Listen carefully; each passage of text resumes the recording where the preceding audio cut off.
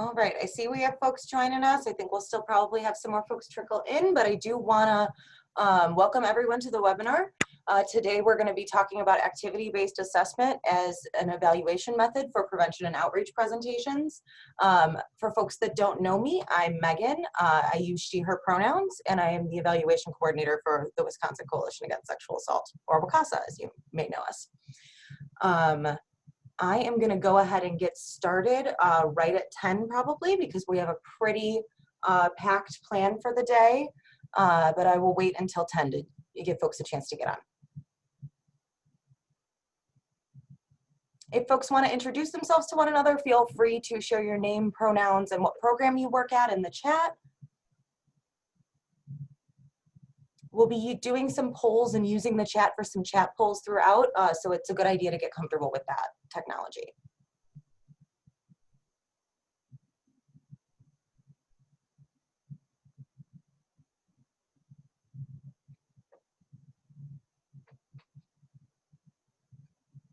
All right, so it is 10 o'clock, and for the most part, I'm seeing numbers kind of leveling off at the moment.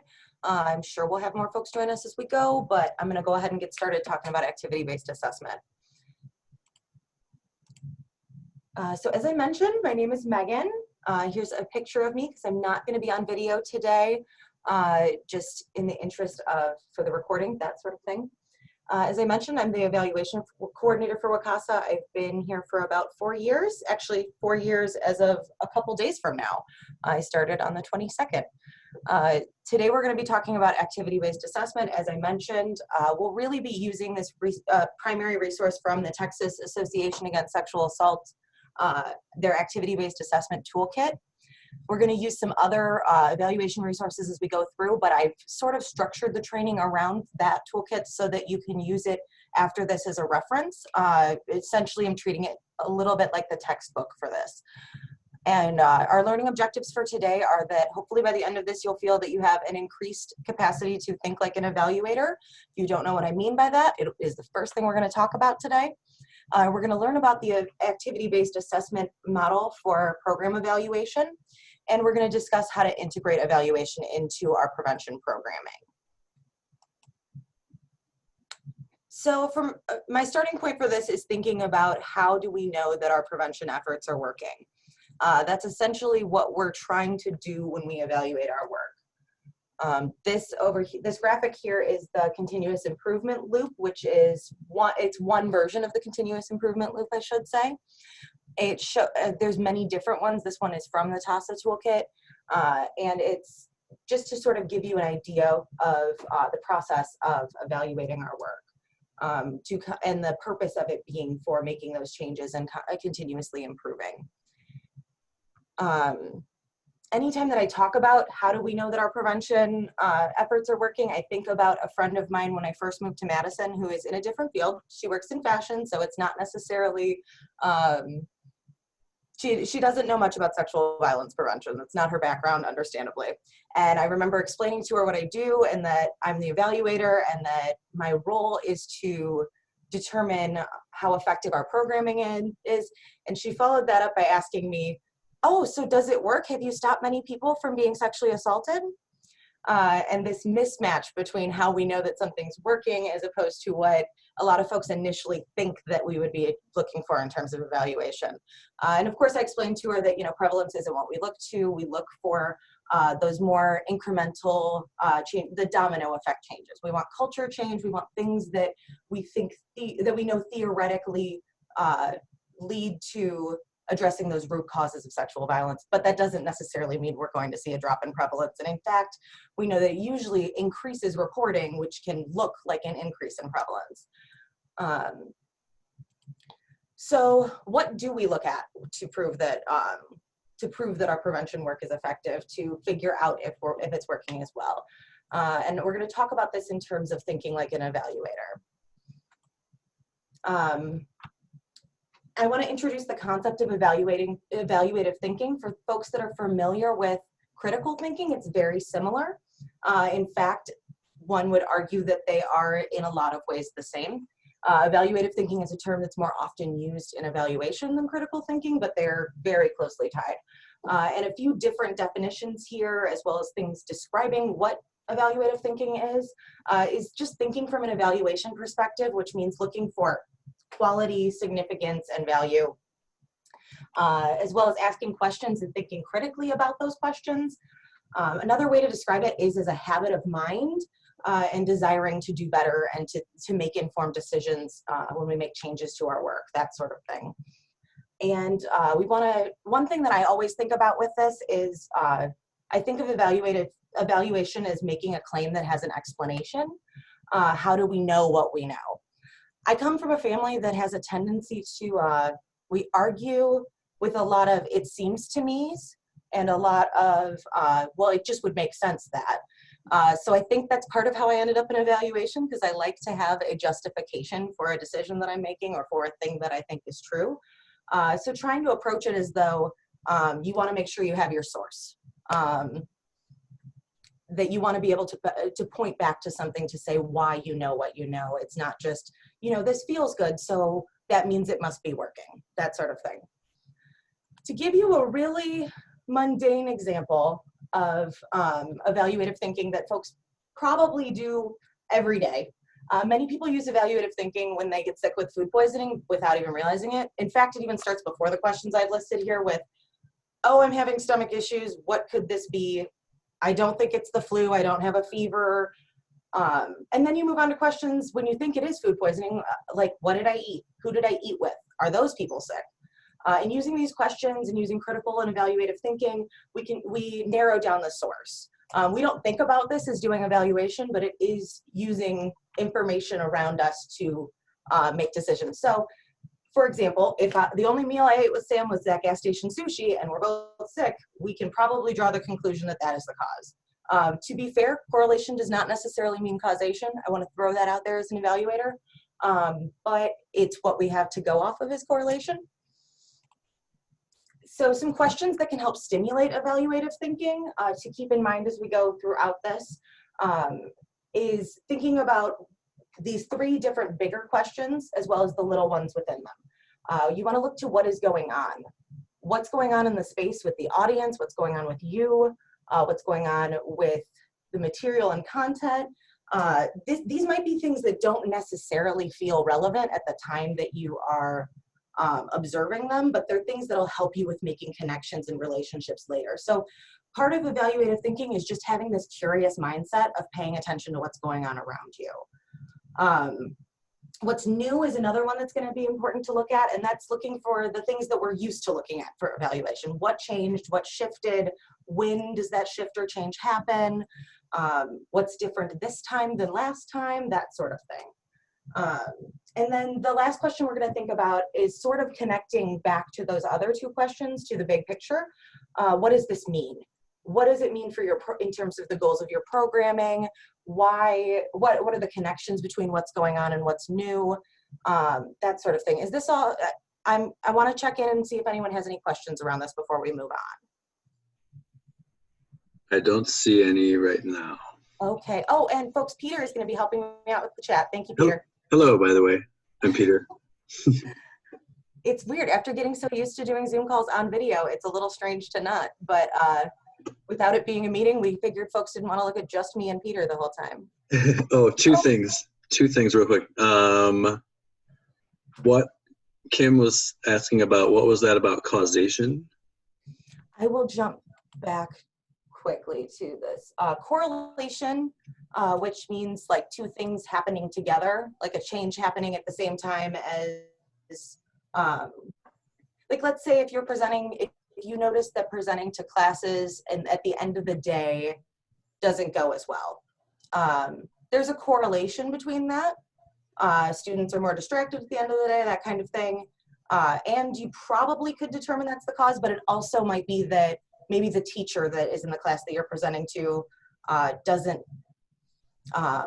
pay attention, and that makes the students feel like they don't need to pay attention, that sort of thing. So remembering that one of the things we want to pay attention to with the evaluative thinking questions is looking for what else could be involved. We want to make sure that we're not attributing things to irrelevant factors, that sort of thing. Okay, and then one person is wondering if you could slow down a tiny bit. I can definitely do that. And In Isaac, a thank you kind so much way. for sharing that spurious correlations thing I just saw in the chat. I absolutely love the spurious correlations. Yeah, it's a pretty interesting little website. It sets up charts based off of things that have nothing to do with each other, but weirdly correlate, which is what a spurious correlation is. It's a correlation that does not have causation involved. I mean, it's things like marriage rates compared to amount of rain in a year, things that have they likely have nothing to do with each other. Thanks, Megan. That's all we have for now. And I don't want to go too deep on that because for the most part with the evaluation that we're doing, we are looking at correlations. I just wanted to throw that out there. So thinking about it, we're going to move on to thinking like an evaluator about our evaluation methods. When I wrote that, I thought I'd be able to say it a little bit better. So this is sort of applying that inquisitive, curious nature to make decisions about how we find the basis for our decisions, which I realize this is evaluation inception. And we're not necessarily going to do an evaluation of our evaluations, but we're going to process and talk through the pros and cons of these options. So starting at why do we evaluate our programming? For the most part, we evaluate our programming to answer these two questions, or to look at these two key areas. We want to demonstrate program impact. Did we reach our goals? Was there a change in outcomes? Some folks would argue that this is what evaluation is. It's about that end result. I like to incorporate some assessment into my evaluation and look at program design and implementation. I think it's super important, as well as thinking about, what held us back from reaching our goal? What pieces caused a sticking point? Does it seem like the goal was too easy for this group? That sort of thing. Some common data collection methods that you're probably familiar with. Surveys are the most popular in our field, I think, for the most part. Focus groups and interviews are probably a close second. Document analysis might be one that you're not familiar with, but it would be things like, the examples that I come up with in my head for this are always related to a project that I did that was like reviewing like documents that the school had on file on students to look for correlations, like demographic data, that sort of thing. So you might use demographic data at some point if the teacher shares demographics with you, so that you can then, or whoever is convening the group shares demographics with you that they already collected. Document analysis is just looking at existing data as opposed to collecting data and pulling the information that you need from the existing data. Case studies are another popular one, but I would say aren't super common in our field, at least on the prevention end. And observation data, which I think folks don't think of as evaluation, but that's what we're going to be talking about today, which is activity-based assessment. Activity-based assessment is a kind of observation data, I should say. So I'm going to launch a poll just to get a feel for what kind of evaluations folks are currently doing. I'm hoping the poll just popped up for you all. Yep, I see it. I believe it should be a check all that apply. I apologize if it's not. And for the purposes of this, let's think even outside of your prevention work, because it's more about your experience with these data collection methods than it is about where you're applying them, if that makes sense. If your agency uses interviews with evaluating your advocacy services, but you don't in prevention, still feel free to check that box. And if you have any others, please put them in the chat to share them with the group. I'm very interested.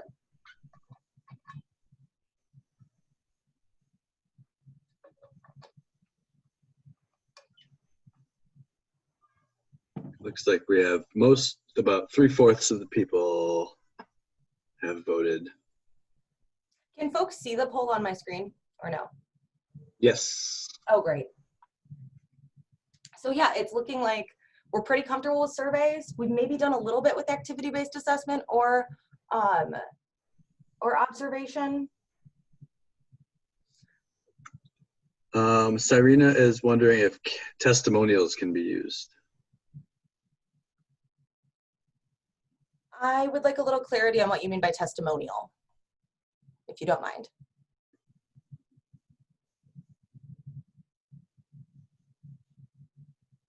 If it's what I'm thinking of, I would immediately say it kind of falls under interviews or focus groups. These are also more broad categories in some ways. One person says less formal than interviews, informal conversation with clients or participants. Right, this is a place that we gather data.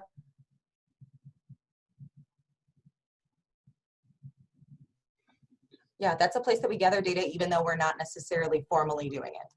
Written statements from a survey, if it's surveys can be open-ended. They don't have to be scales and specific. Surveys can be qualitative too.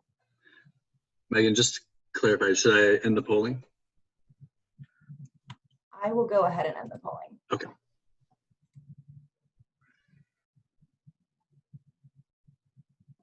I saw someone said that they didn't see the polling results. Do you see them now? I apologize. I think maybe it didn't share it and share it with you all until I clicked end. So yeah, we have a good variety of experiences. I'm not surprised to see case studies pretty low. I think that's pretty uncommonly used.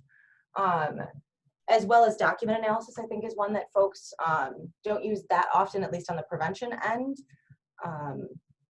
So yeah, this is awesome. Thanks so much for sharing that. And then we are going to have a chat poll. What don't you like about your current evaluations of your prevention programming? And you want to be specific with this. Is your data not turned around as quickly as you'd like it to be in terms of being available for you to use the results? Does the method that you use take up too much time from your sessions? Are response rates low? I want to hear what doesn't work for you about what you're currently doing.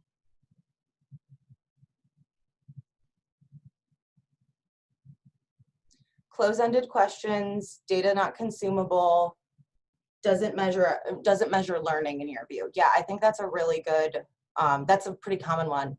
Hard to administer depending on age. Statistical analysis of our surveys show that the evaluation isn't valid.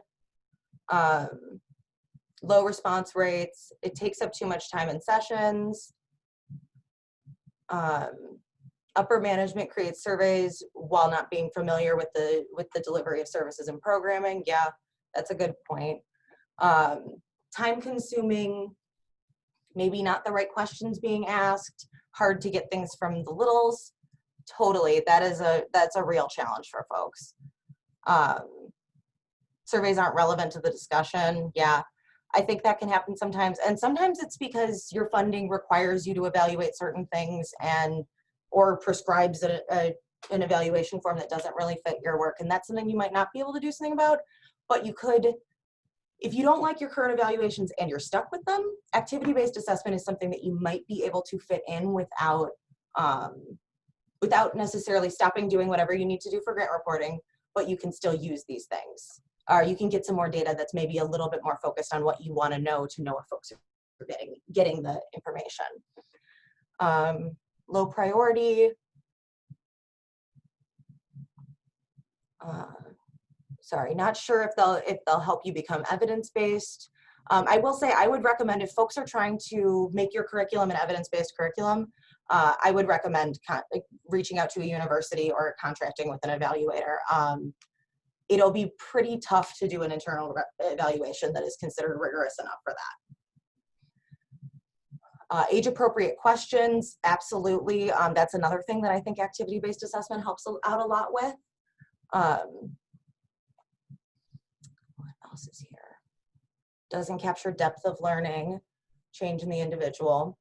All right, we might not be able to address all of these with activity-based assessment, but I do want to, I do think that some of these things, it could maybe supplement in your evaluation plan to address these, to address these challenges, as well as I think some of these challenges can be addressed with it.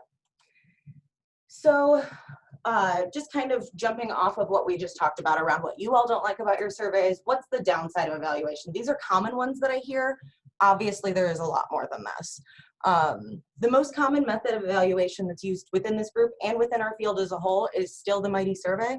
Surveys are great if you're using a good one, but they take time to fill out. People don't love filling them out, and they often leave us hoping for more information than we get. The number of times that I've looked at survey results and been like, but what do you mean by that? Please explain.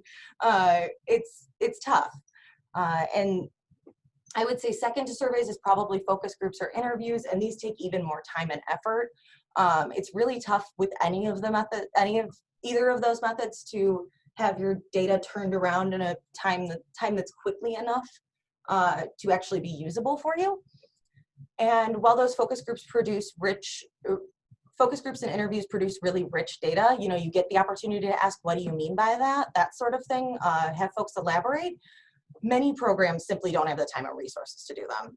Plus, it's a big ask of your audience. I mean, folks really don't like to do things that are explicitly for the point of evaluation. So as I mentioned, the examples here of things that we commonly hear are usually centered around all evaluations take some degree of time and capacity, no matter the method, whether that's planning or data analysis. No matter what you do, you need to have the time and capacity to do it. And I want to remind folks, because we're going to talk a decent amount about capacity today, and when I'm using that term, I don't just mean your skill set. I mean both the skill set and having the time to do this stuff. Because if you're one staff doing your entire prevention program, you likely don't have time to also be the one evaluating it. So thinking about that creatively, we're going to talk about some like shortcuts towards the end using technology, but keeping that in mind that when I say capacity, I don't just mean like your skill set and your ability to do it, because I genuinely believe that anyone can think like an evaluator and can evaluate. So many evaluation methods take time away from your presentation, like we talked about. Attendees don't really like giving feedback if it's only to give feedback. And the data isn't always useful. What's most useful for programmatic improvement, as someone mentioned, sometimes it's because it came from the top down, not because the person providing the training, or even better, the audience for the training, if it's an audience that you regularly present to, or a type of audience that you regularly present to. It's really great to involve folks in that planning process, and saying what the goals are. So that's one thing that you can do to try to move towards what's most useful for programmatic improvement. And the data is not always available quickly enough for folks to use it, or maybe not in a way that folks can use it. I know I saw someone say that their data is not consumable. I think that's a really big problem in a lot of places, particularly if you have one person that really gets data. I know it took me a little time to figure out, like, oh, I need to communicate this differently when I'm talking about data, so that folks don't necessarily care about my confidence intervals. That's not going to be the thing that they're going to pay attention to. They want me to give them the higher level, the more useful things, pull out specific things, as opposed to giving them counts on every single theme that comes up in something qualitative, just giving them the information that's helpful. So thinking about it that way too. So when we're talking about thinking critically about our evaluation methods and our data collection methods, we want to consider what criteria will make them work best for you, and weigh those pros and cons of different methods. There's a link at the bottom of the screen here that is to a toolkit.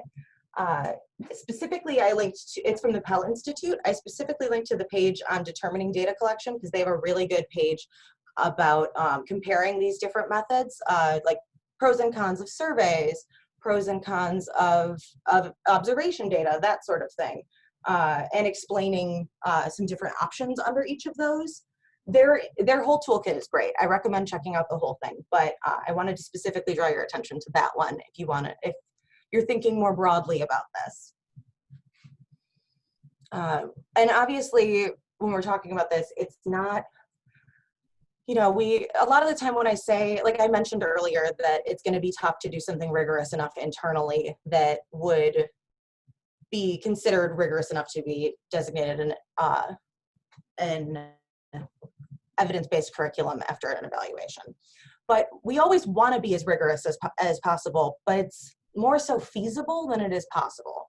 If you don't have the time, the resources, or expertise to actually analyze and use the data in a reasonable time frame, then you're better off doing something that's simpler, that you'll have the information more quickly.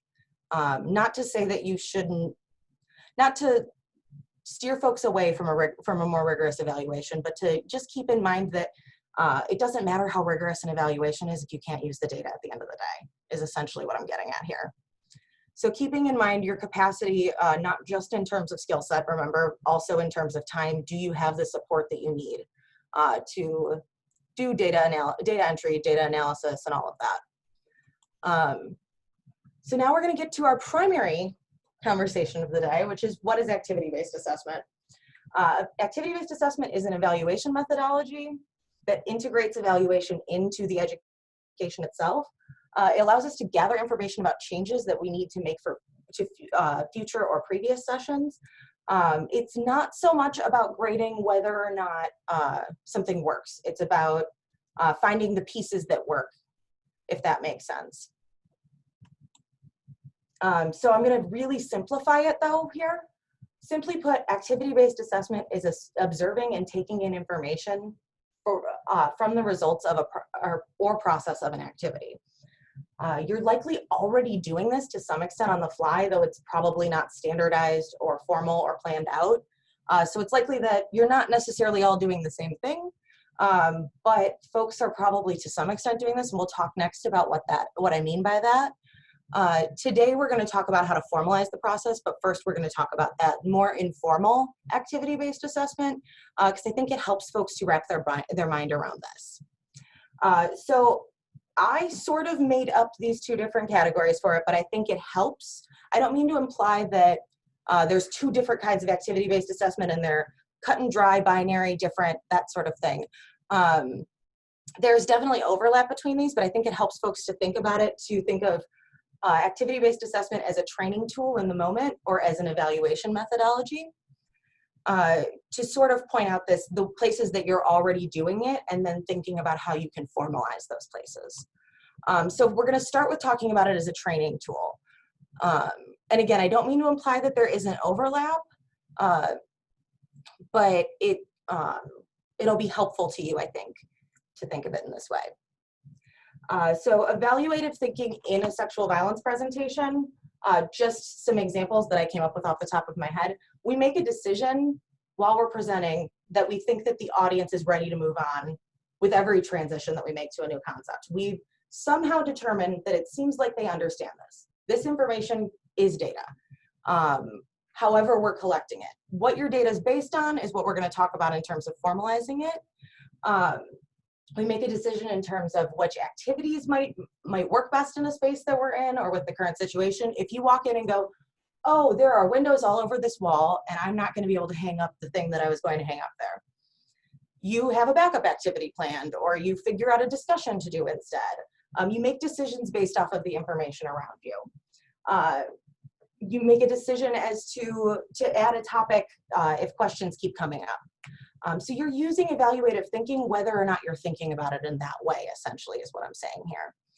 We're going to talk today more about how to standardize this process and improve our decision making with more formalized criteria and benchmarks for how we're making those decisions. We're going to do another chat poll. Thinking about presentations that you've done when you're presenting to an audience, how do you know when the audience understands a concept or is ready to move on? What cues do you look for?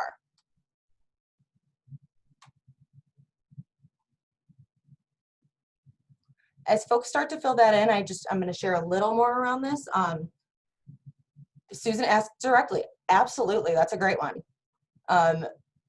We're talking about nonverbal follow-up questions. Yeah, head nods. That's great. This is a really informal form of activity-based assessment. You wait for the things like waiting for the group as a whole to check off certain concepts as you have a discussion. Like, okay, so someone answered this part of the definition, someone else filled in this piece, making sure that the full definition is filled out when you ask students if they know what consent means, for example. Nonverbal cues and asking directly. Facial and body language, yeah. Do a simple activity or ask them to define and give examples. Yeah, All of these are examples of things that could be formalized. Have them give examples, absolutely. Yeah, and I do want to take a second here. I don't remember where I planned on talking about it, but I think this is probably a good time to mention it. When we talk about activity with activity-based assessment, activity is pretty loosely used here. Discussions count as activities. We'll talk about learning activities versus application activities in a little bit.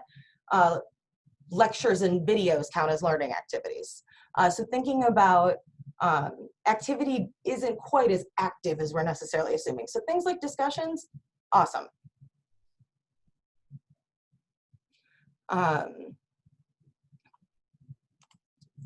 So next we're going to talk more.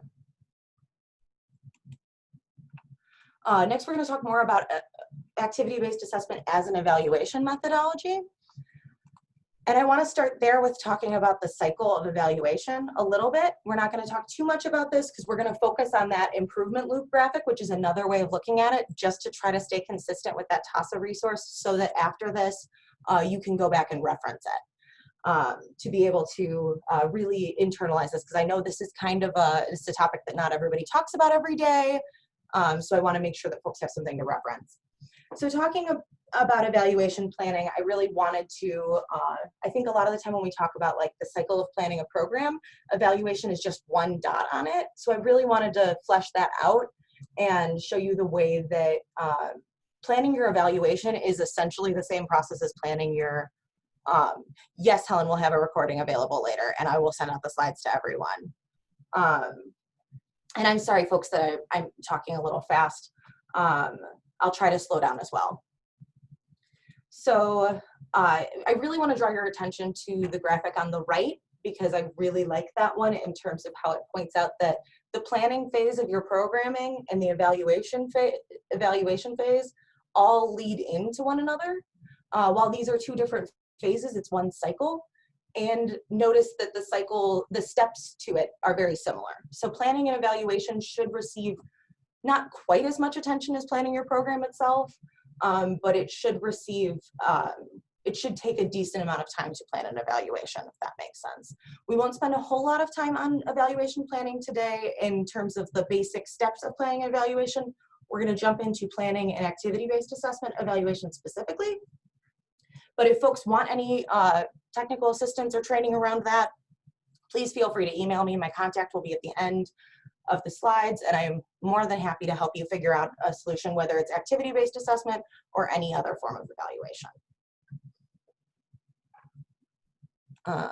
So returning to this improvement loop, again, this image is the one that we're going to use to ground ourselves in the process of activity-based assessment. Again, I'm intentionally structuring it around this so that you can use it later. There is a link at the end of the presentation. I just didn't want it on every single slide. That was from TASA's resource. But I think it'll be helpful to have the images to connect to when you go back. And so this improvement loop, we're going to talk more specifically about each step as we go through. But notice that the basics of this process is establishing learning objectives, identifying learning activities, which is probably something you already have identified at this point if it's a program that's existing. And maybe something that you may want to change the learning activities to then work better with an application activity like we'll talk about next. But we won't spend too much time on learning activities today because this webinar is focused on the evaluation of the programming, not so much the planning of the content of the program itself, if that makes sense. The program that I'm going to use as an example is going to be way oversimplified, if I'm being honest with you, for the sake of the evaluation examples being simple and quick to go through. So then after learning activity, you would do you would have the audience do an application activity, which this is where you assess their learning and whether or not they're understanding what's going on. So that's the place where this can be used as a, okay, we're ready to move on to the next part of the session, or it could be used potentially to show that students understood the session as a whole. This could apply, this process can apply to the entire evaluation, or it could apply to a specific activity. The data collection and analysis with this, while it is a distinct step in the process, Data collection will, in a lot of cases with activity-based assessment, happen during the session. So that's one thing I do want to point out with this, that those are a little more overlapping than they may look there. As well as learning activities and application activities may be a little overlapping. So keeping in mind that while we're using this framework, we're not necessarily, it's not as linear as it, well, it doesn't look particularly linear, but it's not as cleanly this step, then this step, then this step as it may look. And then I love that this points out at the end the two different ways that we would use the information from this, being making changes for future sessions as needed and making changes to previous sessions as needed. I'll explain what I mean there next. And then you go back to look at, does your data collection make sense? And do your learning objectives and your activities make sense? Do folks have any questions at this point, knowing that we're going to go a little deeper on all of this?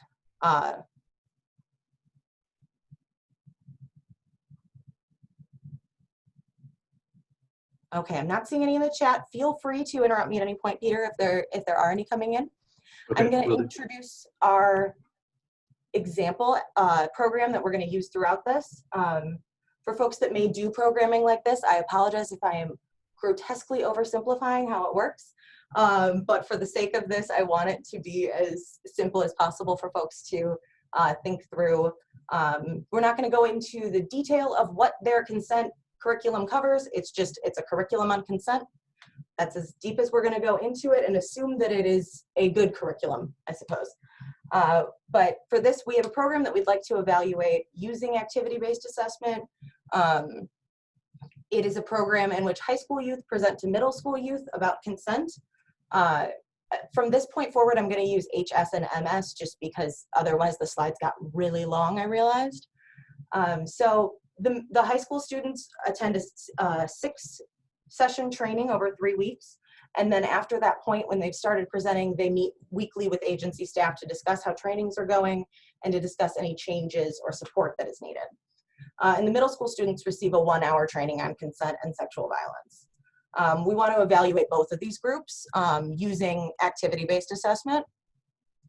I'm wondering if, while we're going to walk through this example and figure out how we'd apply it, I'm wondering if initially hearing this description, anything sticks out to folks that seems like it will be notable in terms of our evaluation.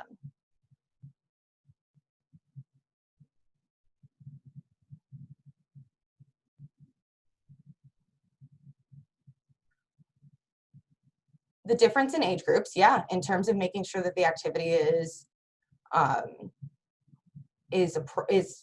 accessible for their age, that sort of thing, definitely. Saturation, yes, thank you, Lizzie. That is the main one that I was kind of getting at here. And we're going to talk a little bit about this. To some extent, how rigorous your evaluation is should correlate with how with the dosage of the training. You know, it doesn't necessarily make sense to expect the same out of the middle school students in 1 hour as we do out of the high school students in 6 sessions. And if we're investing enough time if we're investing so much time that we're doing 6 sessions over 3 weeks and then meeting with them weekly after that, we want to know that that time is invested in the right place and that it's effective. If it's a 1-hour session, it's in terms of dosage, it's not taking too much of our time, that sort of thing. We want to keep in mind that the objectives for these 2 different groups probably will be significantly different in terms of what we're asking of them.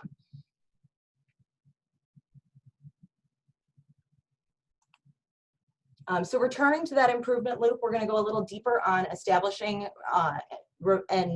or the second time around it would be revising learning objectives. So establishing learning objectives is essentially about establishing what success looks like for your program or for the activity that you're assessing. It should be clear on what change you expect to see in participants. And you don't have to measure everything. This is something that I always like to remind folks, because I think at first evaluation will feel really intimidating. You don't have to measure every single thing that you consider a potential outcome of this session. You can just choose the thing that you think is most relevant, is most helpful for you, especially if you're just getting started with evaluation. Evaluating something is better than nothing, and it can get you a lot more comfortable with evaluating more. Especially like we were just talking about saturation and dosage, we don't necessarily need to evaluate every single thing from that 1 hour session. It's probably not worth the amount of time that it would take to do data entry around it, or analysis around it, that sort of thing, as opposed to just picking out the things that we think are most important. And we're not going to be talking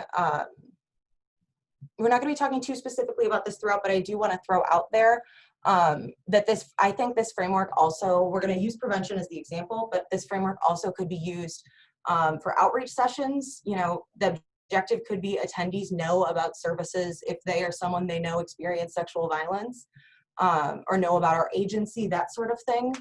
That's also an objective. If that's the goal of your session, if it's an outreach session, then that is fine to be your objective. It doesn't have to be some groundbreaking change. It could be, the objective could be for, we were talking about little folks earlier, like thinking about how we often in the course of the training will ask them to identify 5 safe adults, to tell if something happens, that sort of thing. That can be the objective, that they're able to identify 5 safe adults at the end. It doesn't have to be that you've totally changed their attitude and you're shifting the culture. These things are more of the dominoes that lead to shifting the culture, and we'll talk a little more about that in a couple slides. I do want to introduce the SMART goals framework. I will throw out there that I don't think when you're planning an evaluation, you have to necessarily say how you plan to measure when you're writing your objective. But I will say that I think you should look at it. You shouldn't look at the objective and go, how would someone measure this? It shouldn't be so abstract that you can't measure it, that you can't imagine how you would. You should have an idea in mind of how you'll do it. But that, I don't think that the measurement needs to be present. With the high school students needing to measure both their topic knowledge and their training skills. Absolutely. Yeah, and I like where you're at, Jill. We're going to talk about that more as we go on. So we're going to pay less attention to the M here besides keeping it in mind. It's not going to appear in our objectives themselves, if that makes sense. The whole thing that we're planning is how we're going to measure it. So I think as long as you can come up with a way to measure it, it's fine to not have that present in your objective for the purposes of objectives for this. That might not be the case with your grants. As we all know, they love SMART goals. But to speak a little bit to the rest of this, you want to make sure that your goals are specific and clear, are specific enough, and that they're clear and concise, so that really you want this to be something that anybody could pick up and know what you're talking about. Maybe not anybody at your agency. Let's be a little more realistic there, that it might have some jargon in it, that kind of thing. I think it's fine if it has jargon, as long as everybody that's going to be using it knows what that means. And we'll talk a little bit more about like defining terms for the group that will be engaging in this later too. You want to make sure it's attainable. We're going to talk about alignment later and making sure that what we're asking of folks makes sense with what our goals are. So making sure that your goal is possible to be achieved. You know, we talked about the difference in dosage between that 1 hour training and a 6-week training. It wouldn't make sense if after that 1 hour training, we expect the middle school students to be prepared to present the curriculum that they just saw once. So keeping that in mind in terms of attainable, does it make sense? And then relevant, does it align with your overall goal? And is there a program theory that connects to it? Do you have a reason that you suspect that this objective connects to the larger picture? It might be that, and that larger picture might be your agency's mission. It might be this program's specific goals, that sort of thing. And you want to make sure that they're time bound. This doesn't mean that you write down exactly when you're going to do everything. It's things like after this session, comma, at the beginning of the statement. So just thinking about it in that way. This is just a helpful framework to have. I don't necessarily think your objectives have to have all of the aspects of it to be good objectives, as long as they work for you. But it can be a really helpful framework to make sure that you write the best objectives possible. Especially if you're new, I think it's really helpful to model. We're going to very briefly talk about logic models because they can be really helpful in helping you identify objectives. And we're also going to talk about how those objectives can help you develop a logic model if you don't already have one. So if you have a logic model, it can be super helpful in pulling out objectives. If you don't, it could be a good way to gather the information you need to figure out what your objectives should be. There's some resources towards the end on logic model development, so we won't spend too much time on it. I am going to share what each level of the logic model means, as well as a little trick that I think a lot of resources leave out that is my personal favorite trick for logic models. So logic models, it's essentially a diagram of the theory of how your program works. The reason I had dominoes on the previous slide is because it's sort of the dominoes that need to fall in order for your overall impact.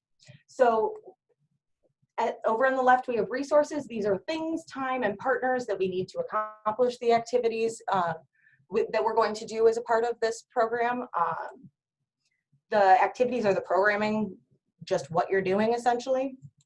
The output is the direct result of the services or the precursor to the outcome. In a lot of cases, the output is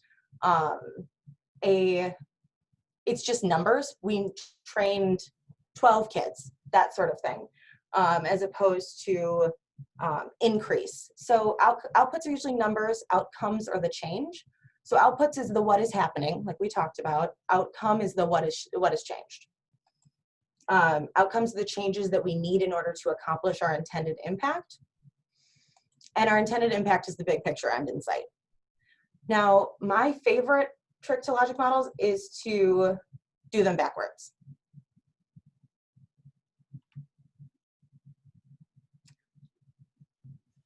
Quick question. Yeah. From Elizabeth, how can we follow a sample amount of kids from one grade to grade for a period of years on our curriculum to measure retention from year to year and to see if yearly programming decreases risks for sexual violence, and compare to a group that does not hear our program from every year? So yeah, that would be a very rigorous evaluation that I would probably recommend hiring a contractor or working with a university researcher on. I'm not going to go too in depth on this today because we do have a lot planned. And Lizzie, if you want to connect with me offline, I'm happy to talk this through with you a little bit. Just to sort of broadly answer it, following students from year to year, you'd have to give them some kind of ID that you can identify them from one year to the next. And the control group piece, I think, is going to be the tough part. I mean, to do this, what you're asking here is essentially research. So I don't know what you'd need to do in terms of IRB approval, if I'm being honest, because I've only done IRB things within a university. An IRB, for folks that don't know, is Institutional Review Board. You have to have approval to do certain kinds of research with human subjects if there's any kind of risk.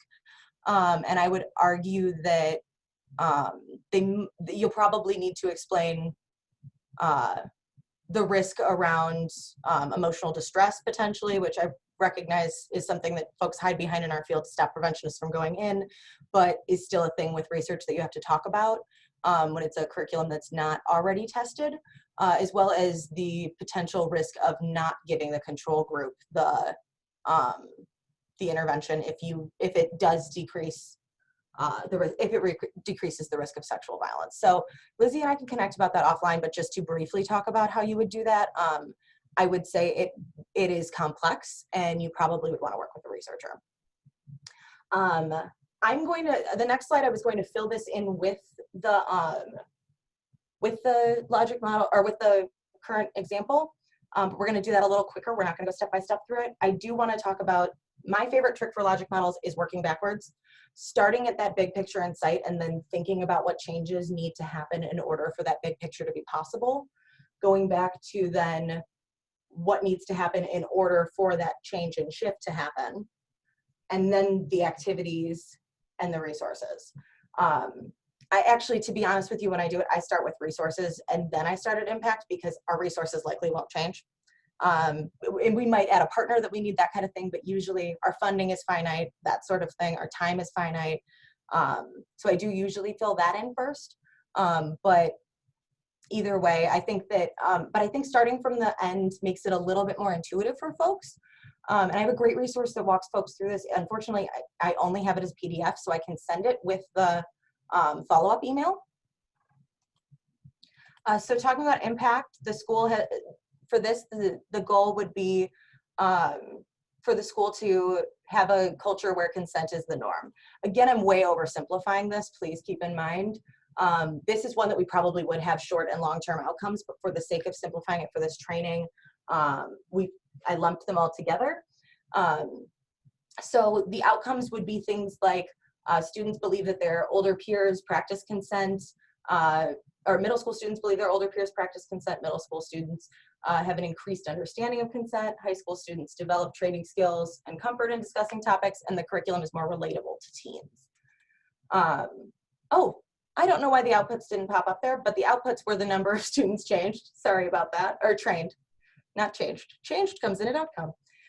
The activities we've already talked about, and the resources just to give you examples of what we're talking about here.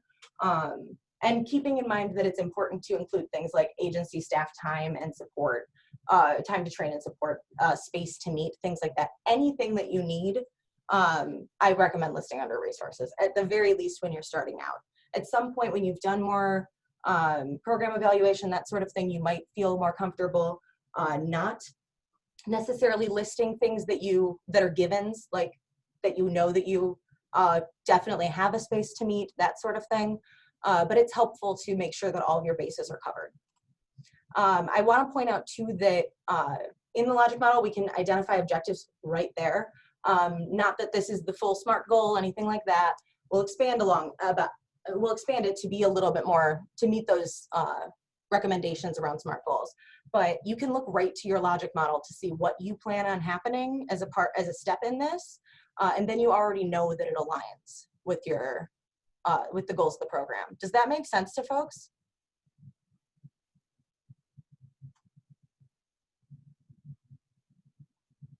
All right. Give me a shout if it doesn't. How about that? Oh, great. Thanks, Daniela. Oh, and now the outputs finally showed up. So yeah, to give you an example, I did X's because I couldn't even come up with fake numbers for this, but it's the number of high school students that are trained on facilitation, the number of middle school students that are trained, number of high school students that give feedback on the curriculum, the things that we need to happen in order for the students to have an understanding of consent and the students to develop training skills and comfort in discussing difficult topics. And you could also create a logic model just for one session if you really wanted to. If that helps you envision this, there's nothing wrong with that. And honestly, one for one session probably wouldn't take that much time. We're starting with these outcomes that were on our logic model. Middle school students have an increased understanding of consent, and high school students develop training skills and comfort in discussing difficult topics. I'm gonna make the middle school one a little bit more specific here, with the objective being that after attending the session, middle school students will be able to identify whether or not there is consent in sexual situations. Pay attention to verbs as we go through these, because it's an important piece. It can give you a good clue towards alignment, and you'll understand what I mean later with that. For the high school students, after the initial 3 weeks of training, high school students will be able to effectively present to their peers about consent. And your objectives don't need to be more complicated than that. Are there any pieces of this that we feel like don't meet the SMART goals framework? Is it specific enough? Is it theoretically measurable, achievable, relevant, timely? Notice that I didn't stick with the language of increased understanding of consent, because that's a little harder to, that's not super measurable, besides putting it on a survey, and we want to do this with activities.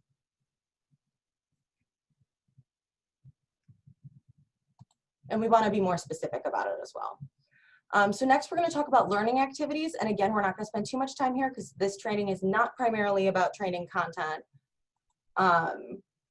But identifying learning activities, these are the activities in a session that are intended to teach the material, not necessarily the where we measure the change. It's the part where the change is happening, not where we're measuring it. We're going to measure it next. Some examples of these are video, role play, discussion, and lecture. You'll notice that there is overlap in terms of what can be learning activities and what can be assessment activities. And it's entirely possible that you could do a discussion that's a learning activity that then the end of it is you use it as an application activity, that sort of thing. So keeping in mind that these aren't necessarily cut and dry, it's just a way to frame it in your mind, what the distinction between the time when you're doing the education and the time when you're doing the assessment. This is likely what you think of as your programming. There's probably even application activities within your learning activities that you aren't identifying as application activities, and we'll talk about that next. But again, I want to remind folks that activity is used a little loosely here, and it's not necessarily active participation. A lecture, in some cases, is not active at all, but it still counts as a learning activity. So be a little flexible with the definition of the word activity for this. Going back to our peer consent education example, we have our objectives now that students, middle school students will be able to identify whether or not there is consent in sexual situations, and high school students are going to be able to effectively present information to their peers. So the learning activity here is for middle school students. They're going to receive a lecture about consent from the high school students, which I should have mentioned here. I didn't hold myself to the specific stuff when I was filling out the learning activity here. It'll include elements that must be present for consent to be possible. And the learning activity for the high school students is that 6-session over 3 weeks train the trainer on consent and related topics, as well as some facilitation and public speaking. I recognize that it is not likely that someone could cover all of that in 6 sessions, but for the sake of simplicity, we just picked a number here. So then, sorry, before I move on, I do want to check, does anyone have any questions over this at this point? We'll do the application activities next, which might clarify things a little more for folks too. Okay. So we're now going to talk about identifying our application or assessment activities. This is where we are, I don't like to necessarily use the word test for this, but essentially it could be a test. It could just be a quiz or a test. So these activities are designed to demonstrate understanding of concepts or some other change in participants. There can be some overlap. Sometimes the learning activity naturally flows into the application activity. The important part is to pay attention and assess that the students are applying the information that you've shared with them, as opposed to the concepts being first introduced. There's a big difference between saying, who can give me an example of consent in daily life, before and after you've actually taught them about the concept. So we don't want to be doing treating the initial questions that we're asking to like start a conversation before we start lecturing. We don't necessarily want to use those as the questions. We want to measure whether they're applying the information that we taught after they've gotten the information. For this, you're going to refer back to your learning objectives and make sure that the activity is measuring your objective. You'll do the same with the learning activity, actually. Both of these should relate back. So, sorry, I don't know why I ended it with so with our consent objective there. I thought I had it on the next one, but apparently I moved that slide. We will get to it though. So examples of this are role plays, which you noticed role plays was on the last one. I would say the last one, if I think of a role play as a learning activity, it's probably more the programming where sometimes, you know, groups will go in to present about something like drinking and driving, and they'll have a group of people that will do a role play for it, that sort of thing, that the audience is just observing. That I would say is more of a learning activity role play. An application activity role play is when you ask the students to do it themselves.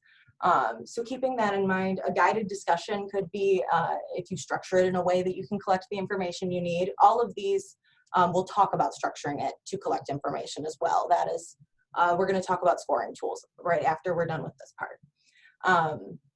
Worksheets are a great one. Worksheets and journals are great ones because, especially if you are presenting by yourself, They are things that sometimes you can either make copies of or take back with you so that you don't have to do the scoring in person. If you're someone presenting by yourself, it is very difficult to score and take down everything that you need to while presenting without using technology or finding a way to do the scoring back at the office. And we will talk about some tips and tricks around that too. So we're going to talk about alignment a little bit. I mentioned to pay attention to the verbs, and you'll have another chance to look at everything, so you'll see the verbs. But learning and assessment activities should both have a clear connection to one another and back to the learning objective. Using similar terms can help, and especially paying attention to the alignment of verbs, making sure that we're not asking someone to define something if our plan was to ask them to, or if our goal was that they would be able to identify it, because those are different skills. Especially if we think about like this 1 hour session. You know, a student might not feel confident explaining a definition, but they might understand it enough to recognize if it's the right one, if that makes sense. Make sure that you're not asking too much or too little of your audience. If you ask too much, if either way, you end up with less useful data if you're asking too much or too little. I know someone said that the questions on their survey don't really align with what they want to know, or don't really align with their programming. That's a problem. We don't get information that's helpful to us if it doesn't align with the programming. Another note on this too is it doesn't necessarily make sense. Actually, we'll talk about this with the next slide when we're looking at them. Looking at these alignment activities, or the alignment of these activities, excuse me, the application activity for the middle school students that I settled on was students will participate in a red light, yellow light, green light activity. I don't know if folks are familiar with that one, in which they identify whether a person in a scenario is practicing consent and has consent, green. Should slow down and ask some more questions. It seems like a murky situation, yellow. Or if they do not have consent, it should stop immediately, red. And just to give some examples of what I mean by those, if folks are not familiar with the activity, a green would be something like there is verbal conversation in the scenario about consent. It's not like we're telling kids to like, oh yeah, you pay attention to if there's cues that tell you that. Like yellow would be nonverbal, but the other person seems to be indicating, so maybe we should ask some questions and have a more verbal conversation. Red would be something like the person is very intoxicated, the person is unconscious, things that there is no, like, don't talk this through. Someone directly said no, or has said like, oh, well, maybe I don't really feel like it tonight, that kind of thing. So just to be clear on what I mean by that, because I feel a little weird talking about consent with green light as a phrase in there. But I did really like the activity when I was doing prevention education. After the initial 3 weeks of the training, when the students start presenting, the application activity for the high schoolers is going to be high school students will present at least one session effectively to middle school students. This is, and we can talk about at some point if we have extra time, like, are there ways that we want to check in to see if high school students are ready for that beforehand? To simplify it, just assume that the 3 weeks of training makes them ready enough, that sort of thing. Again, we're simplifying this and kind of dumbing down the example, if that makes sense. So I apologize to anyone that is sitting there pulling their hair out because they do a similar program and I'm making it sound a lot easier than it is. So some examples with misalignment around peer education examples, around our peer education example. Note that the learning objectives and application activities in our peer education example are a lot different between the high school students and the middle school students. As we talked about, dosage is very different between these groups. The age is different as well, but I actually don't know if in activity-based assessment, I mean, that is important, but language doesn't come up as much. I think it's a little more intuitive responding to age for prevention educators, at least. You're already used to adapting activities for younger groups. So adapting an assessment activity or determining if an assessment activity is appropriate might come a little more naturally. But we don't expect the middle school students to be ready to present after a 1 hour training. That would be crazy.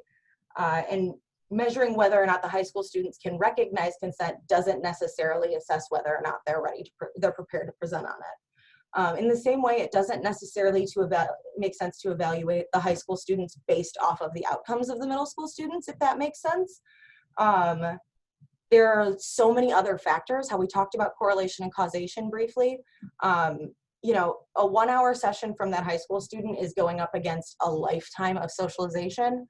So keeping that in mind, that we probably don't want to assess the high school students in a way that assumes that if the students that they are presenting to, the middle school students, don't understand a concept, that it's their fault, if you understand what I'm saying. Thanks, Lizzie. Misalignment more broadly, and this is not specific to activity-based assessment. I think it helps to illustrate the point of why alignment is important. I think that broadly in our field, thinking about how people think that we can evaluate the success of our work when maybe they don't know much about prevention is a good way to, like my friend, for example, that I told you about earlier. Alignment's important in any kind of evaluation. So remember the R in our SMART goals, the realistic piece, or the relevant piece. Prevalence data from year to year doesn't show the impact of prevention programming from that year. Folks that do prevention education know that. Measuring planned behavior isn't really measuring actual behavior. Keeping that in mind too, in terms of if we're making assumptions based off of that. Like another great example I think is one that comes up a lot is that an increase in reports immediately following prevention efforts doesn't mean your prevention efforts caused an increase in sexual violence. We all know these things to be true, or at least some of them to be true.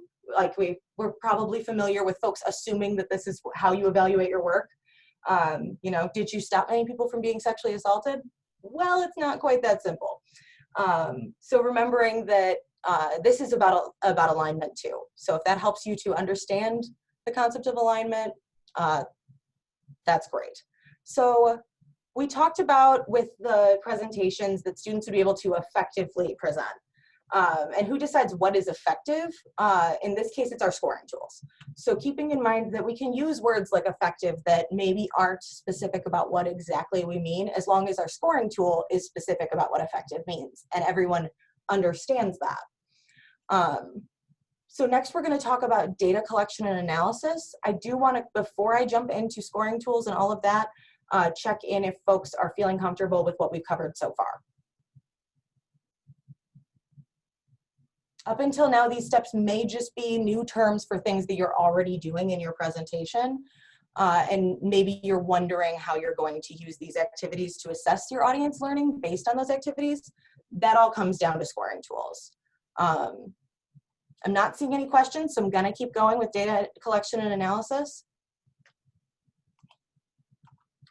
So talking about scoring tools, this is a chart from that TASA resource again that I think does a pretty good job of breaking it down. We're going to talk about each of them in a little more detail next, and use some examples as we go. But the TASA publication also gives a little more in-depth guidance on how to use these as well as how to analyze the data from them. I'm not going to get into data analysis today. We won't have time. I'm always happy to help folks with data analysis and with planning your data analysis as well. But I will also share some tricks on, again, I mentioned shortcuts. There will be some shortcuts around data analysis too, because I know that's an area folks aren't super comfortable. There's also a link that we'll get to in a little bit on UW Stout's page. I want to make sure to mention it in case I forget on that slide to bring it up. It has a bunch of resources for developing scoring tools and some great samples of different kinds of tools that you might be able to adapt or even just use as it is if it fits your needs. So scoring tools serve a really important purpose in this process. Sets an objective criteria for getting it essentially, or for getting it right, and allows us to record those things. It helps us to quantify the results if we want to do it in that way. Sometimes we'll use activity-based assessment is something that you could use qualitative data or quantitative data. Personally, I am more comfortable with quantitative. I think quantitative is quicker to work with. So I'm going to talk about this mostly from the perspective of quantitative. For folks that aren't familiar, quantitative data is working with numbers, qualitative data is working with words, themes, that sort of thing. So keeping that in mind, that you could also do an activity that uses qualitative data for this, and I'd be happy to talk to someone offline about that. I think most folks are doing quantitative, so that's what we're going to focus on today.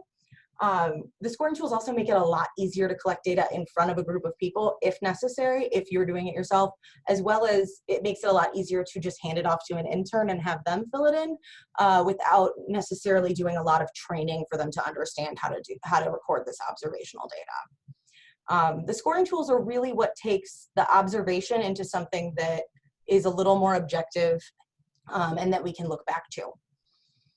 So one kind of scoring tool that we're going to talk about is a checklist scoring tool. It's a list of desired results or outcomes marked with a yes or no. How I mentioned earlier, paying attention to when you have a discussion, if students can name every part of a definition when you ask what is consent and someone says, consent is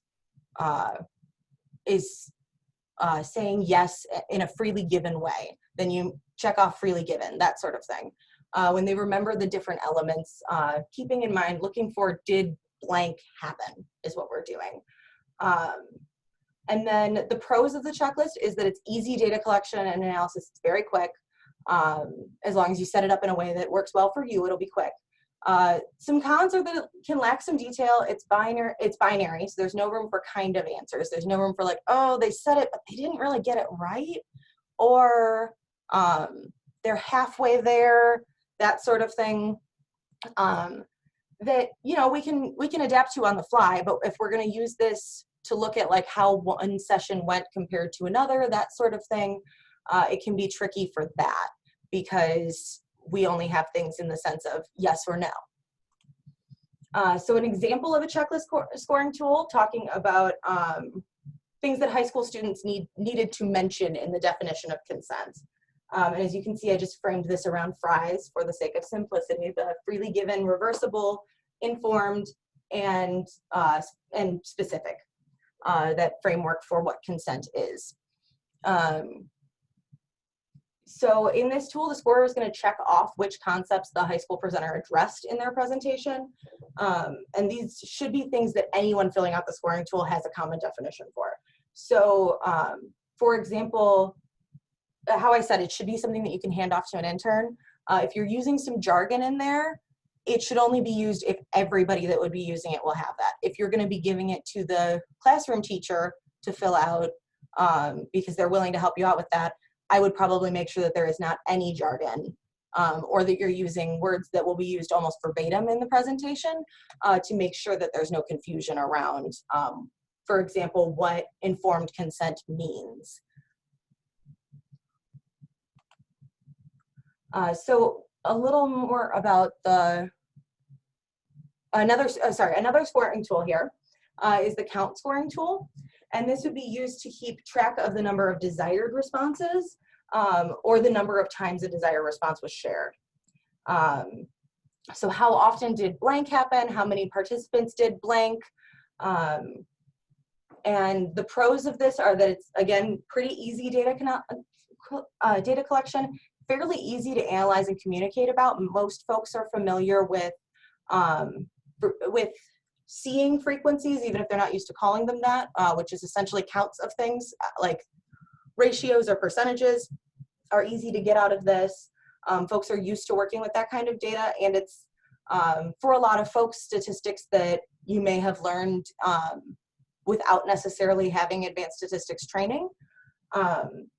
Some cons to it are that you're limited in your availability or in your ability to record and identify nuances in participant learning, sort of in the same way that you are with that checklist tool. The count scoring tool, for an example for you, rather than writing out what the full scenario was, just went with this one, the right answer, as a reminder to the person who would maybe be filling it out for you. And then in parentheses, which one it is, so that we can keep track of, you know, hopefully the person filling it out for you would notice if you skipped one or something like that, to kind of give them a cue as to which one it is, and to give us a cue when we're doing when we're looking at it later. So this would just be, so this would be the count of the correct cards. You could also do this in 3 columns and put like number of red cards, number of yellow cards, number of green cards without having what the correct answer is on the left. Oh, the con is not being able to see quite so much nuance in things, Maria. You'll understand that I think more after we talk about the scale tool where there is a little more nuance. So that might be helpful to you. But essentially it's, we don't necessarily know why someone picked an answer that they did. We don't get things like how long did it take students to respond, that sort of thing that we could put on a scale scoring tool, but we don't necessarily have room for on the count scoring tool, if that makes sense. And you would put down the count of the correct cards here. And then you could use this to show ratios or percentages. We'll briefly talk about something called clickers later, which I want to mention here. It's one option to make this kind of count done with cards quicker and easier if you're presenting on your own. Clickers are cards that have QR codes on them that you can scan with a cell phone or other device. They're free to print off, or I think it's fairly low cost to buy the like sturdier cards. It's a great low cost or free option for an audience response system, which again, we'll talk a little more about later.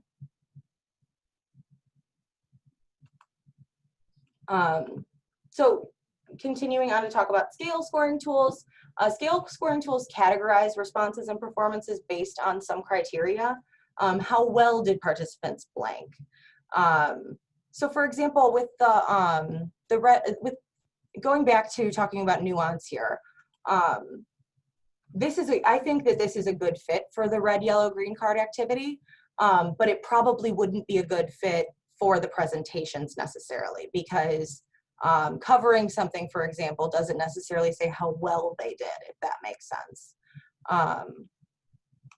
But moving on to the scale example, a common example of this that a lot of folks will probably be familiar with is a rubric. And I'll show you a rubric on the next slide for folks that aren't familiar with them.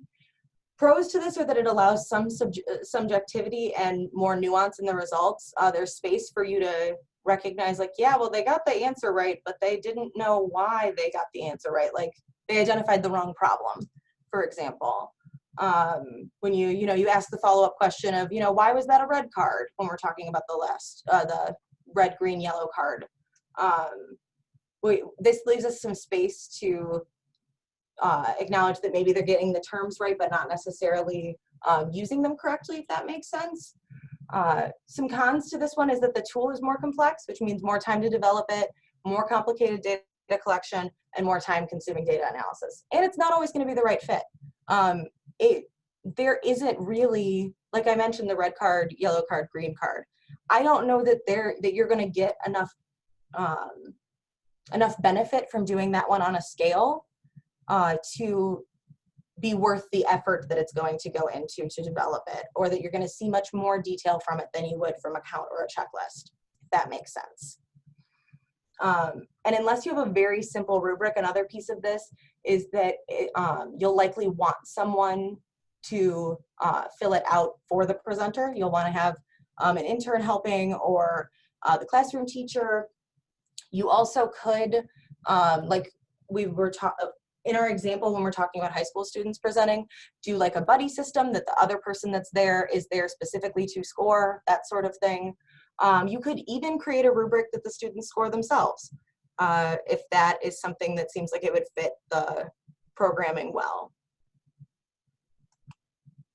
So this is an example of a generic oral presentation rubric. There were so many available on the internet that I didn't feel it was necessary to create one, and I wanted to give you kind of a broad sense of things that would be on one, and this one included a lot.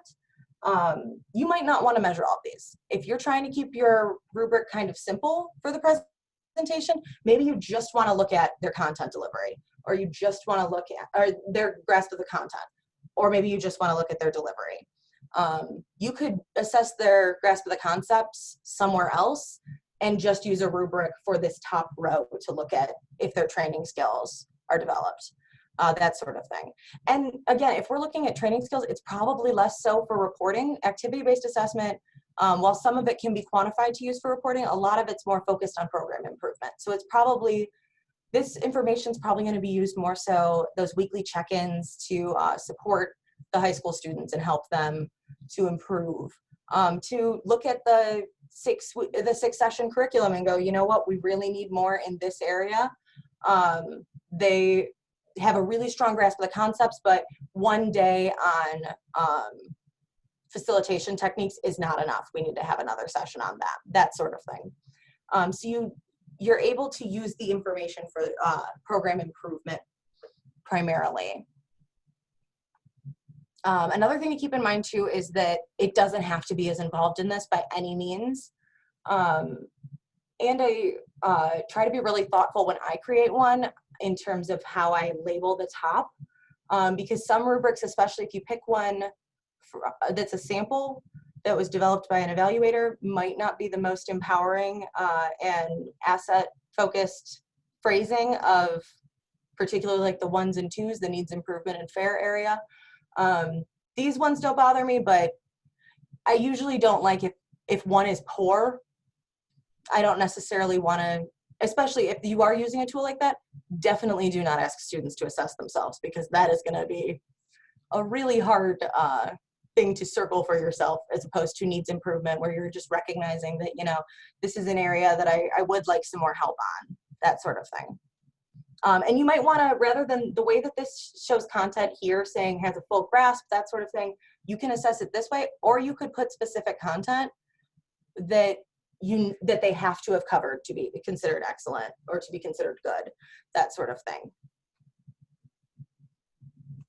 I would say if you're doing that route though, you probably could use a checklist for that, and it would be easier to collect the data. So keeping that in mind too, what you want to collect might determine which one of these makes the most sense for you. I'm going to kind of speed up a little bit because I'm getting close on time.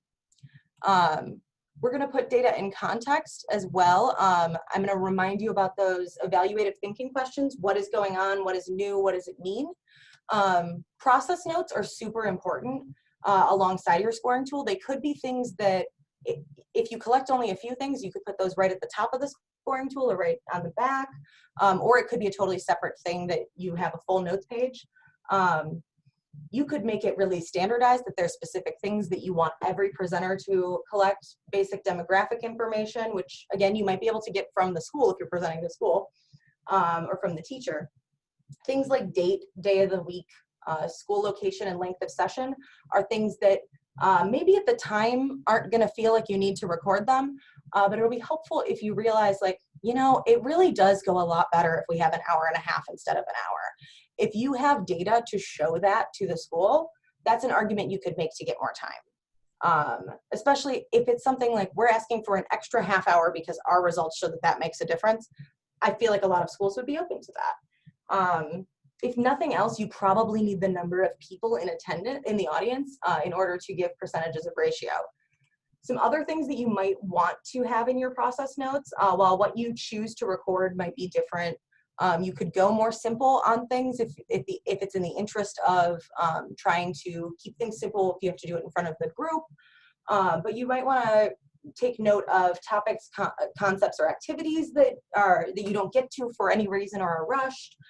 Extenuating circumstances. If a fire drill happens in the middle, we don't necessarily want to treat that scoring tool the same way that we would another one, because we likely didn't get to half the content.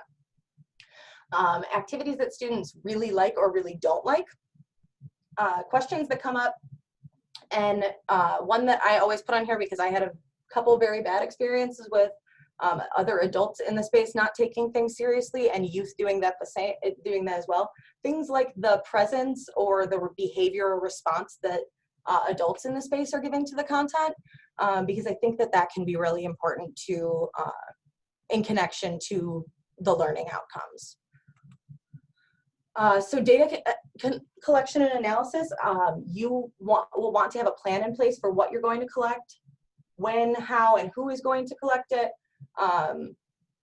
when, how, and who is going to analyze or how and who is going to enter, organize, and analyze the data, and when we're going to report the results and how we're going to use those results. There's a worksheet linked at the bottom here that is up on our website as well. If that link for some reason doesn't work for folks, let me know. It's from UW Extension, and it's a really good template for putting this data collection plan on paper. And it follows the same process, the same steps for other parts of the evaluation planning process as well. Some considerations to keep in mind. We've talked about a lot of these as we've gone, but just keeping in mind your capacity around these things is really what's most important.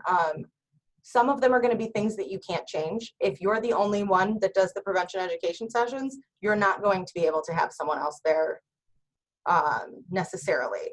So figuring out things like, okay, so can I ask the teacher to do it? Can I maybe bring an intern, that sort of thing. Keeping these things in mind as we go. I want to spend a little bit of time on this, although I think we can sum it up pretty quickly. The last part of the improvement loop, which in my opinion is the most important, is making those changes for future and previous sessions. When we say this, what those key questions are is what changes should you make before you present this this same session again? Retracing that process. Are the objectives appropriate? Does the learning activity need to be revamped? Is the assessment activity too confusing and students couldn't figure it out? Talking about that age appropriate level thing. Are they connected? Are these different components connected enough to each other? How I showed you that planning and evaluation phases cycle early on, thinking about it in that way. We're going to work back through and consider what we need to change about the session that we've already done. The other piece of this, and this is the part that I think also happens in person.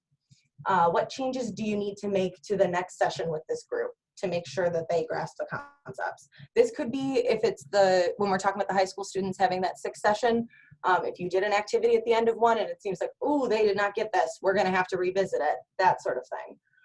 As well as it could be just at the end of an activity, if they got the assessment activity wrong as a group, the class as a whole, and you wanna define what the benchmark is for not achieving success in that activity, if that makes sense. You know, if half of the room gets a card, holds up the wrong card during red card, green card every time, we're going to want to back up.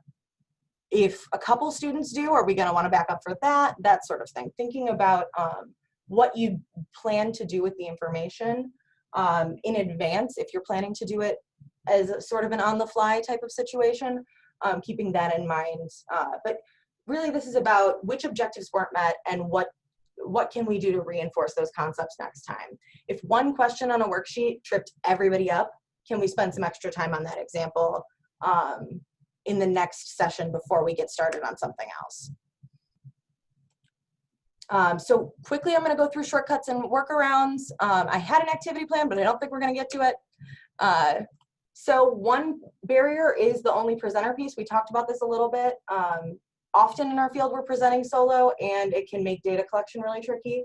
Some workarounds for this is, as I mentioned, trying to have any non-audience member there to fill out this scoring tool for you. If you make it simple enough, it's really not that big of an ask either. Consider some application activities that are like worksheets that have a product that you can collect or photograph to score after the session and not in front of the group. This one won't work if your plan is to be able to adapt within the session though. Keep that in mind. So this is all thinking, everything has a pro and a con here when we're talking about it. You'll want to develop a very simple scoring tool if you're going to be presenting by yourself and you're going to be the one filling it out, so that you don't need to place too much focus on it to be able to fill it out. Checklists are great for that. Consider the use of technology to record information for you. There's more on this on the next slide too. So audience response systems, as I mentioned, are really great for this. They're sometimes referred to as clickers. I am more than happy to talk through options for audience response systems with folks. I did a decent amount of research on it a few years back when WCASA bought some. However, and we have MimioVote. I like them. There have been some challenges with updated software, if I'm being totally frank with folks, in terms of working with PowerPoint, but if that is not a necessity for you, they're great. But I would be happy to talk through what different things I looked into for picking the right one for us, that sort of thing. But I'm not going to go into that today because there are so many different ones. What I do want to mention is if your audience has access to phones, tablets, and other devices, Pull Everywhere can be a great option. Pull Everywhere has a free version if you're working with a group that is smaller than 25 at a time.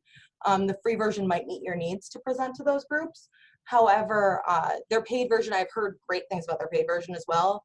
I believe it's fairly low cost. And I think right now with doing more online, and actually I should throw out there, Pull Everywhere primarily markets itself right now as for virtual facilitation, but is absolutely useful in person. Plickers are another great option. We talked a little bit about those. And I think you could even, for the red light, green light, yellow light activity, you could label the sides with the color. The way that the QR code works is which way they face it gives a different response, reads a different response, and then you get that on your device in the app after you're done. So you get it right away to use it in the session, or you can have it when you get home or get back to the office, but it is it's recorded for you. Another thing, limited capacity around data entry, storage, and analysis. We talked about how capacity means more than just your skill set. It means your time and support as well. Because data entry and analysis really aren't everybody's thing, and I totally get that. And they can be time consuming if you don't have the support. One way to streamline this, well, it's not necessarily the intention of these forms. SurveyMonkey and Google Forms can be useful even if you're not doing a survey. You can use them just for data entry. If part of what you're uncomfortable with is how to set up a database, first of all, I'm happy to help you with setting up a database. If what you're uncomfortable with is doing the actual analysis, SurveyMonkey, for example, will do these things for you. You can set up a simple form that you just enter the score from a rubric, for example, or maybe scores if you're scoring the different rows separately, which is another option. And SurveyMonkey will put it in a database for you and analyze it for you and just give you a dashboard. There is a free version of SurveyMonkey. I haven't used it in a very long time, so I don't know how limited it is at this point. And that's something to consider for sure. Google Forms is free. I don't know for sure if Google Forms does the graphs. I think that they might, but I have not used it for that. Oh, and SurveyMonkey offers a $5 a month package for educational institutions. Thanks for sharing that, Amy. EpiInfo, which some of you may be familiar with, is another option for this. I would say it's a little bit less intuitive and user-friendly. So I use it. I recommend reaching out to me if you are trying to. We also have some older webinars on how to use the forms feature on it, and I'll make sure to include those in the follow-up as well. We are going to skip the practice activity, even though it's not following practicing what I preach, because we are out of time. So I do want to take some time for questions. I am happy to hang around. I don't have anything immediately after this. I apologize if folks that have questions have to jump off. Please feel free to email me with those questions. I'm always happy to answer any evaluation questions, as well as to provide support around planning an evaluation, whether that's activity-based assessment or anything else. You're still welcome to ask questions. I'm going to go through the resources really quick for folks that are at the end here. As a reminder, we use TASA's toolkit a lot throughout this, the Texas Association Against Sexual Assaults toolkit, that is.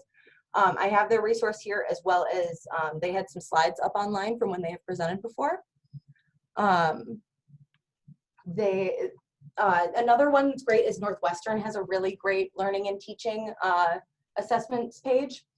And UW Extension's collecting evaluation data, direct observation, UW Extension and UW Stout both have some really great resources around observation data. Particularly UW Stout's rubrics and assessment database is really fantastic. I don't know if folks know this actually. UW Stout has a really robust evaluation program, and they develop some really great tools. So they're also super useful for other areas of evaluation as well. Some other resources for evaluation planning, because I know we didn't necessarily go through the full process of planning your evaluation. And again, feel free to reach out to me. I'm happy to help with that. There's some great toolkits and worksheets here on planning an evaluation, as well as I have plenty of other resources I can share with you as well. If I know learning styles differ from person to person, and I have found that there are certain resources that I really like that maybe aren't the right learning style for someone else. Maybe they want something more visual. That actually, I'm more visual. They may want something that is less visual and more, if they learn better from reading and taking notes, that kind of thing. And the TASA resource is really a great combination of the two, which is nice. But resources for data organization and analysis, in addition to, as I mentioned, there are some ways to kind of sort of a cheat code and a shortcut for to get around doing data analysis and organization.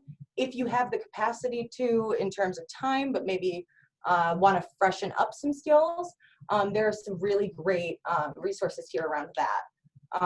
Our website has some great resources around it. We are kind of doing an overhaul right now, so if you're looking for something and can't find it there, please let me know, and I'm more than happy to hunt it down for you.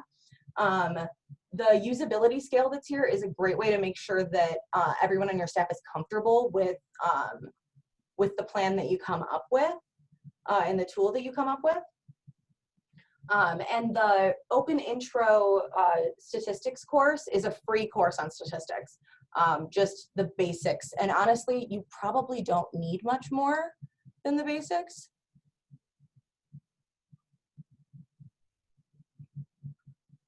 Oh, the resources for polling. Yeah, I'll go back to those.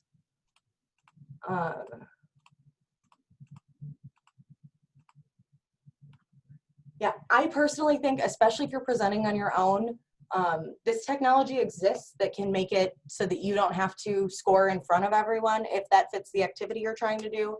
I think clickers are super cool, and I really want to use them somehow, but I haven't come up with a reason yet.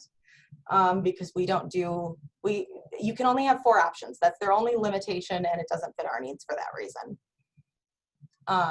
But they'll do simple analysis for you too. So you'll get percentage of correct answers, number of students who selected the correct answer, or each answer, and the number of total responses received right in the app immediately after.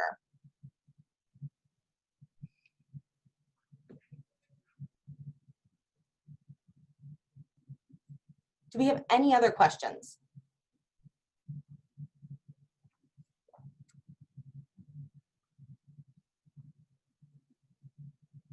All right, well, feel free to reach out to me again if you have any questions.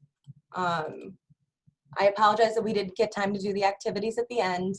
I was excited to have you practice the assessment activity piece of the framework.